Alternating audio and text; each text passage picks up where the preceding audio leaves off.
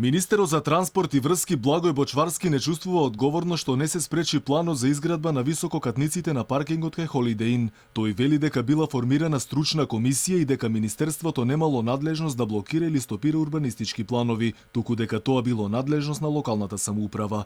Министерот посочи дека и кажале на општина Центар дека мислењето стручната комисија, која елаборатите за суспензија ги оцени како промаршени, не биле обврзувачки и дека крајната одлука ја носи општината. Министерството за транспорт и врски не носи детални урбанистички планови во Центар, ниту суспендира детални урбанистички планови во Центар или во било која друга општина.